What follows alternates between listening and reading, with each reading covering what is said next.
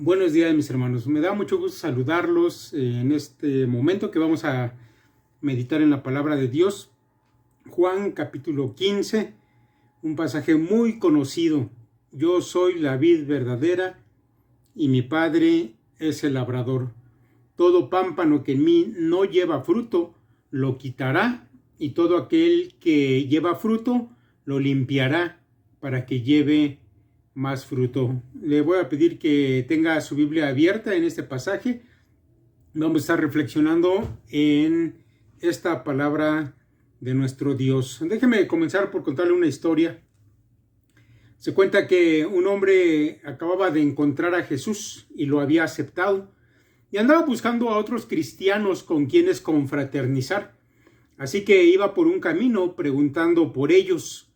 De pronto se encontró a un anciano sentado al borde del camino y le preguntó: «Por favor, señor, ¿ha visto por aquí a algún cristiano?».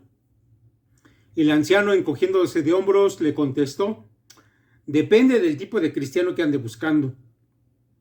«Perdone», dijo contrariado el hombre, «pero soy nuevo en esto y no sé los tipos que hay.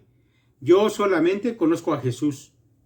El anciano añadió: «Pues sí, amigo, hay de muchos tipos y maneras, y para todos los gustos. Hay cristianos por cumplimiento, por tradición, por obligación, por conveniencia, y hay cristianos auténticos. Los auténticos, esos son los que yo busco».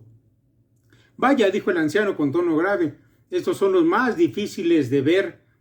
Hace ya mucho tiempo que pasó uno por aquí, y precisamente me preguntó lo mismo que usted. ¿Cómo podré reconocerle?». Y el anciano contestó tranquilamente: «No se preocupe, amigo, no tendrá dificultad en reconocerle. Un cristiano de verdad no pasa desapercibido en este mundo de sabios y de engreídos. Lo reconocerá por sus obras. Allí donde un cristiano verdadero va, siempre deja huella». Mis hermanos, el mensaje de hoy tiene que ver con eso, con esa huella que un cristiano verdadero siempre deja. Esa huella, por llamarlo de esta manera, el Señor le llamó fruto. Fruto. Este pasaje de Juan 15 tiene una enseñanza importante al respecto de este asunto. Mire, la vida cristiana genuina, mis hermanos, siempre va a dar un fruto. Esta enseñanza, mis hermanos, tiene un lado agradable, por supuesto, que es la transformación. Pero también tiene otro lado, un lado doloroso. Los que no dan fruto, dice el Señor, serán echados fuera para ser quemados. Versículo 6, lo puede ver ahí en su Biblia. Ahora, es muy interesante que el Señor Jesús haya escogido una vid para ejemplificar la vida del discípulo. La vid, mis hermanos, a lo largo del Antiguo Testamento siempre representó a la nación de Israel. Pero no solo eso, la vid representó al Israel infiel, al Israel del que se esperaba un fruto que nunca dio. Eso es algo triste, y sin embargo lo vamos a encontrar de manera recurrente en el Antiguo Testamento. Escuche algunos fragmentos del Antiguo Testamento. El Salmo número 80 dice lo siguiente, allá a partir del verso 8. Dice: «Hiciste venir una vid de Egipto, echaste las naciones y la plantaste, limpiaste sitio delante de ella, e hiciste arraigar sus raíces y llenó la tierra. Los montes fueron cubiertos de su sombra, y con sus sarmientos los cedros de Dios. Extendió sus vástagos hasta el mar, y hasta el río sus renuevos. ¿Por qué aportillaste sus vallados y la vendimian todos los que pasan por el camino? La destroza el puerco montés, y la bestia del campo la devora. Oh Dios de los ejércitos, vuelve ahora, mira desde el cielo y considera, y visita esta viña, la planta que plantó tu diestra, y el renuevo que para ti afirmaste. Quemada a fuego está, asolada, perezcan por la reprensión de tu rostro». Mis hermanos, aquí Israel bajo el juicio de Dios. Ahora, por otro lado, Jeremías también nos va a hablar acerca de una vid escogida, plantada por Dios, que resultó ser una vid silvestre. Mire, dice Jeremías capítulo 2 en el versículo 21, te planté de vid escogida, simiente verdadera toda ella. ¿Cómo pues te me has vuelto sarmiento de vid extraña? Ezequiel, por su lado, habla acerca de la inutilidad de una vid que no da fruto. Escuche a Ezequiel, capítulo 15, dice, vino a mí palabra de Jehová diciendo, hijo de hombre, ¿qué es la madera de la vid más que cualquier otra madera? ¿Qué es el sarmiento entre los árboles del bosque? ¿Tomarán de ella madera para hacer alguna obra? ¿Tomarán de ella una estaca para colgar en ella alguna cosa? He aquí es puesta en el fuego para ser consumida. Sus dos extremos consumió el fuego y la parte de en medio se quemó. ¿Servirá para obra alguna? He aquí que cuando estaba entera no servía para obra alguna, cuanto menos después que el fuego la hubiere consumido y fuere quemada, ¿servirá más para obra alguna? Por tanto, así ha dicho Jehová el Señor, como la madera de la vid entre los árboles del bosque, la cual di al fuego para que la consumiese, así haré a los adoradores de Jerusalén, y pondré mi rostro contra ellos, aunque del fuego se escaparon, fuego los consumirá, y sabréis que yo soy Jehová cuando pusiere mi rostro contra ellos, y convertiré la tierra en asolamiento por cuanto cometieron prevaricación, dice Jehová el Señor. Mis hermanos, algo importante que tiene usted que saber es que una vid no aporta madera útil como los demás árboles. De hecho, si no da frutos, la vid no sirve para nada más. Cuando el Señor Jesús ilustra la vida de los cristianos, habla de una vid, pero no de cualquier vid. Habla de la vid verdadera. Ese es el contexto. La vid verdadera. La llama así, mis hermanos, porque no solo es vid en apariencia, sino que ella da el fruto que se espera por ser una vid. Hay, sin embargo, mis hermanos, según la ilustración del Señor, algunas ramas que no producen nada, solo son apariencia. Ahora, en el versículo 8, el Señor Jesús identifica a los verdaderos discípulos con una rama que sí, con una rama que sí da frutos. Dice el versículo 8, en esto es glorificado mi Padre, en que llevéis mucho fruto y seáis así mis discípulos. Mis hermanos, esa es la prueba de un discípulo verdadero. La vid verdadera, el discípulo verdadero, los frutos son la evidencia. Yo creo, mis hermanos, que cuando el Señor Jesús contó este símil, los discípulos entendieron perfectamente que Dios había desechado a Israel como la vid de la que se esperaban frutos que nunca dio. Ahora el Señor espera frutos de ellos. De esa manera demostrarían ser verdaderos discípulos. Mire, cuando el labrador, o en este caso el viñador, como traduce un famoso comentarista, Leon Morris, planta su viña, lo hace con un solo propósito: obtener los frutos. Mire, él no planta porque le sobre tiempo y no tenía otra cosa que hacer, o porque se divierta mucho plantando y regando y cuidando vides. Lo hace por una sola cosa: espera obtener un fruto. Cuando el viñador viene a buscar el fruto y no lo encuentra, hace lo que es lógico: arranca lo improductivo para que no ocupe lugar de balde. Ahora, tú sabes que esto tiene una aplicación directa y práctica.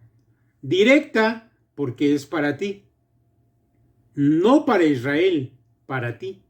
Y es práctica porque ahora mismo, escucha esto, ahora mismo puedes evaluar tu vida cristiana. Ahora mismo tú sabes qué clase de discípulo eres, por los frutos que has dado o por los que se esperaban que dieras, pero que aún no has producido. Así que, mi hermano, ¿qué clase de pámpano eres? ¿Solo apariencia? ¿O eres un verdadero discípulo? ¿Produces lo que se esperaba de ti?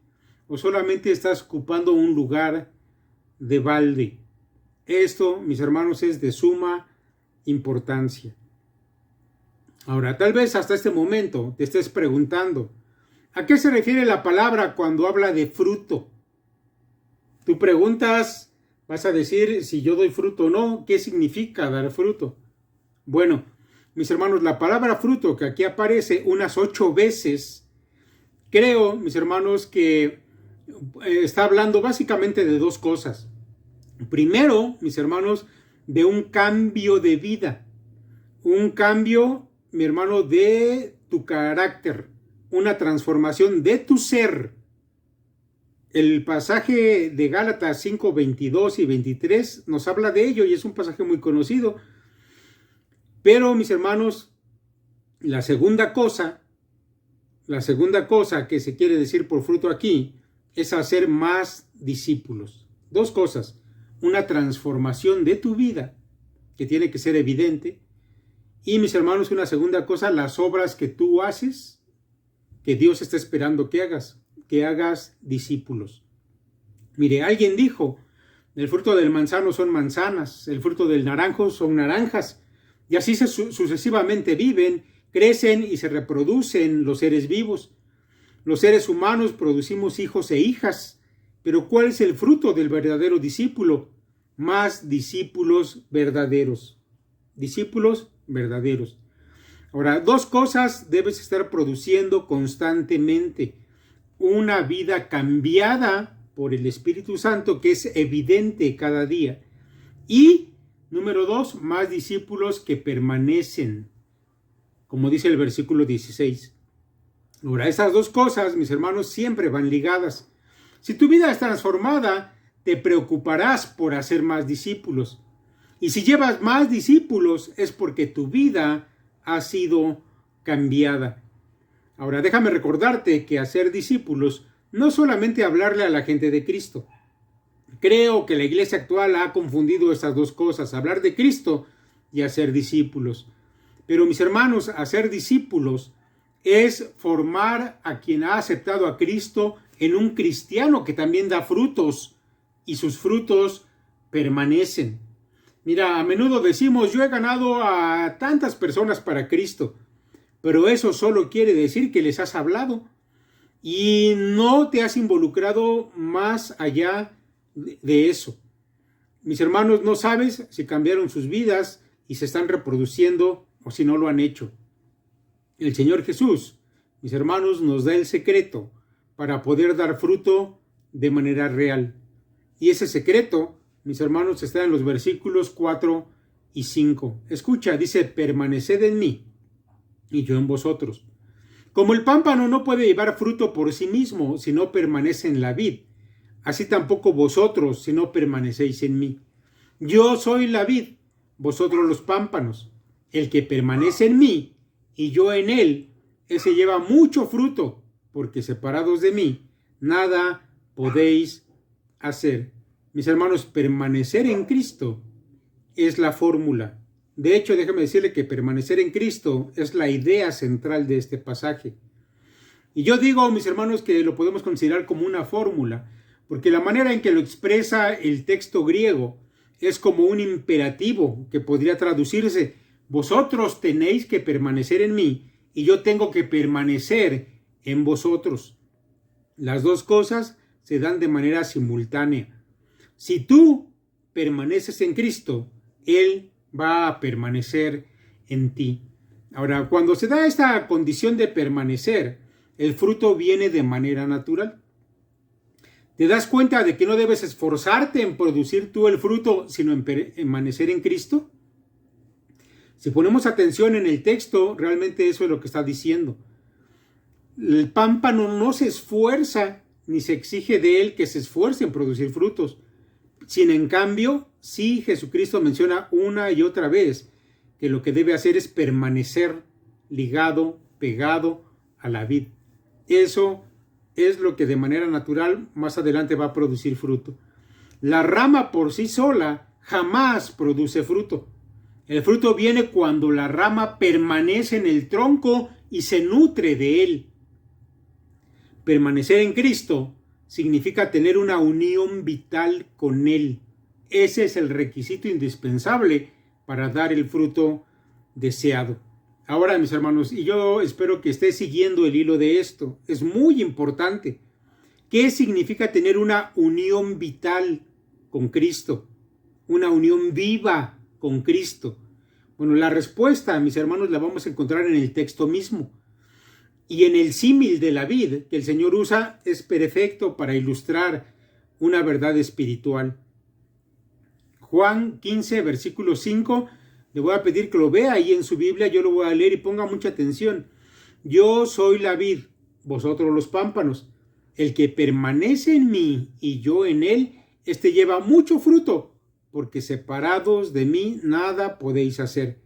El que en mí no permanece será echado fuera como pámpano y se seca, y los recogen y los echan en el fuego y arden. Si permanecéis en mí y mis palabras permanecen en vosotros, pedid todo lo que queréis y os será hecho. ¿Se da cuenta? Ahora escuche el versículo 10. Si guardareis mis mandamientos, permaneceréis en mi amor, así como yo he guardado los mandamientos de mi Padre y permanezco en su amor. Es obvio, mis hermanos, que una rama o un pámpano sobrevive mientras se encuentra unida al tronco o a la vid, porque de la vid fluye la savia que le da vida. Esa es una unión vital. Ahora, siguiendo el símil, nosotros debemos permanecer unidos a Cristo y entonces de él fluye hacia nosotros la vida. Y por el texto mismo, mis hermanos, que hemos visto, es por medio de la obediencia a sus palabras que se da esa unión vital. Mis hermanos, la única manera de relacionarnos con Cristo en una relación es una relación de amor. La misma Escritura dice, nosotros le amamos a Él porque Él nos amó primero. Si tenemos una relación con Dios, no es por otra cosa, sino porque Dios, movido por su amor, tomó la iniciativa. Y luego nosotros le correspondemos en amor. Eso es una relación. Usted conoce este pasaje ahí en 1 Juan 4:19. Le amamos a Él porque Él nos amó primero. El Señor marca la pauta en la relación y esa pauta es el amor. Ahora, escuche. La única manera de mostrar nuestro amor a Dios es por medio de la obediencia a su palabra. Él ya mostró su amor por ti.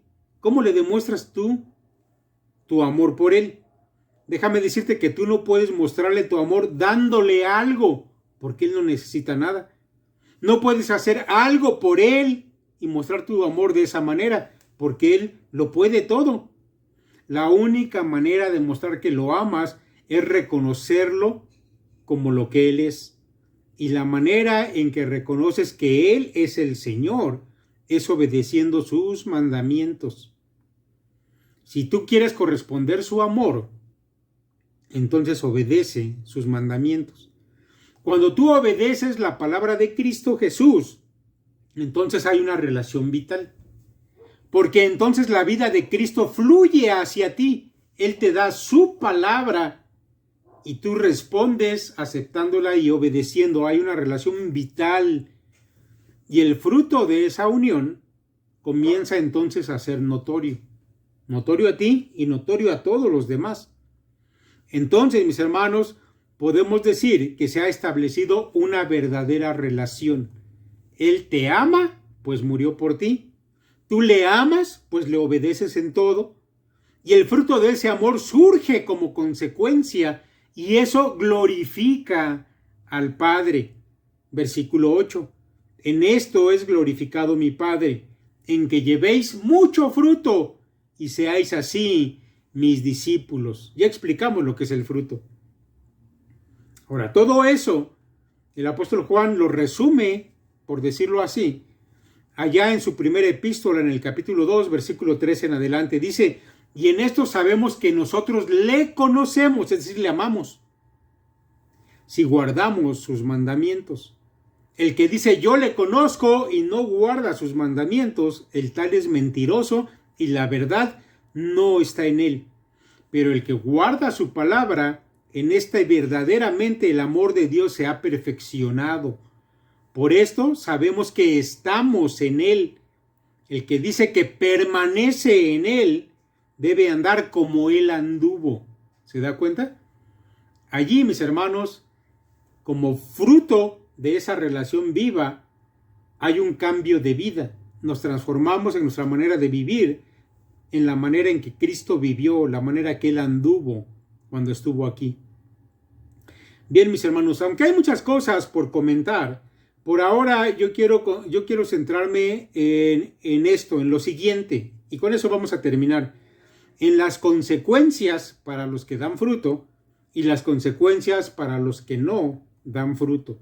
Porque de ambas cosas el Señor mismo nos va a enseñar. Escuche usted, dice, todo pámpano que en mí no lleva fruto, lo quitará.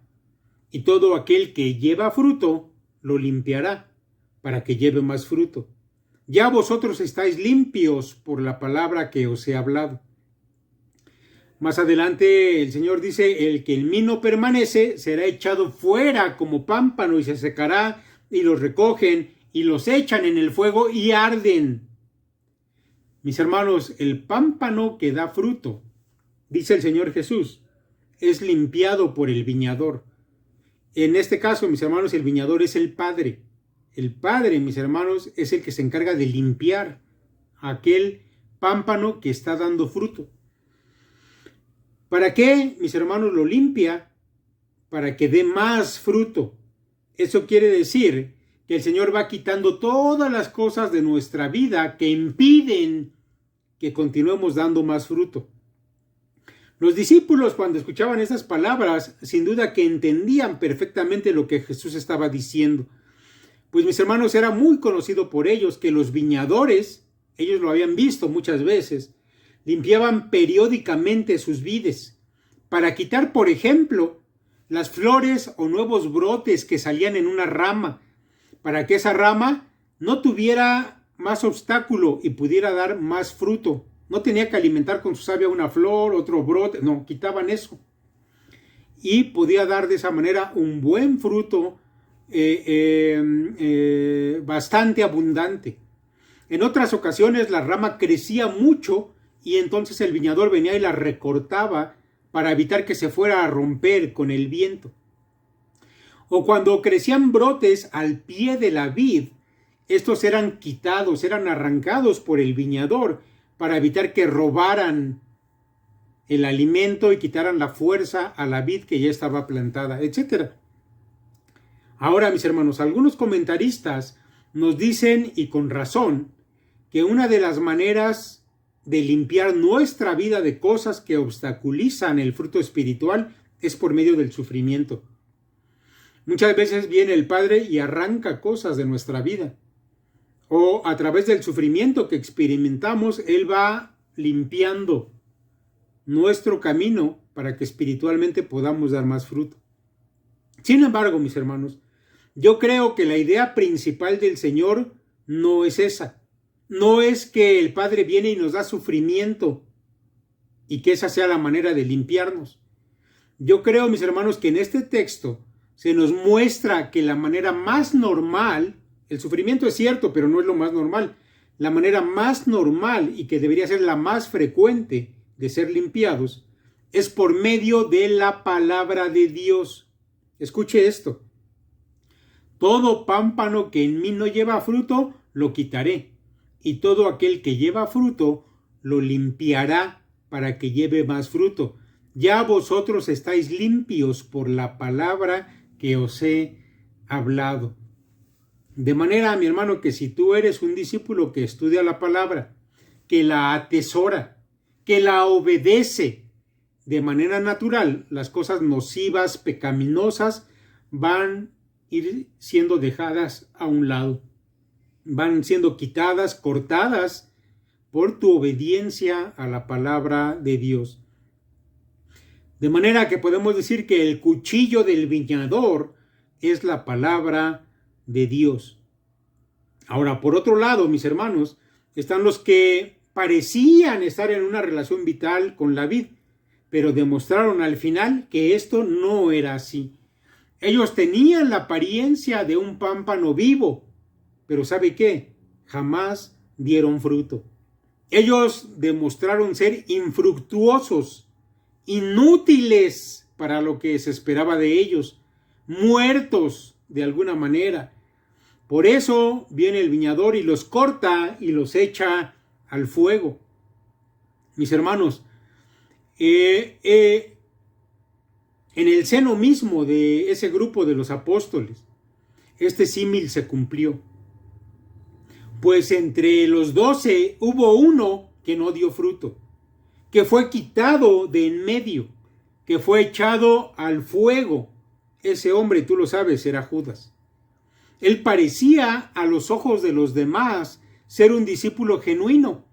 De hecho, los 12 lo consideraban así, como un discípulo genuino, pero sus frutos no fueron los que se esperaban. Y para Jesús era evidente que él no tenía una relación viva con él. Ahora, yo debo decirle, y lo hago con mucho cuidado y con temor delante de Dios, que a lo largo de estos años de ministerio, nosotros, mis hermanos, hemos visto el cuchillo del viñador en acción, quitando a aquellos pámpanos sin fruto. Algunos, mis hermanos, que vinieron a esta iglesia y pasaron por ella y tenían apariencia de cristianos, incluso debo admitir que nos engañaron y que llegamos a pensar que eran verdaderos cristianos. Sin embargo, hubo un momento en que comenzaron a dar evidencia que su fruto era maligno. Y no nosotros, mis hermanos, sino el Señor, el divino viñador, dio cuenta de ellos, los quitó. Porque su palabra es fiel. Y mis hermanos, esa palabra siempre se cumple. Por eso, mis hermanos, el día de hoy, yo quiero que tú sepas que Dios sigue demandando de ti mucho fruto. Su cuchillo está listo, tanto para limpiar como para cortar y arrancar. Yo de verdad deseo que ustedes permanezcan en Cristo siempre y que lo evidencien. Y de una vez, yo quiero adelantarles que habrá más oportunidades en las semanas que vienen para que tú muestres quién realmente eres. ¿Estás decidido a demostrar tu obediencia a la palabra de Dios, a dar ese fruto que Él espera? Bueno, oportunidades no van a faltar, porque un verdadero discípulo, mis hermanos, siempre termina demostrando esa unión vital con Cristo y ese fruto que a final de cuentas demuestra quién es Él. Mi hermano, que el Señor te bendiga, que Él permita que tú puedas dar evidencia, esa evidencia que Él está esperando de ti. Dios los bendiga.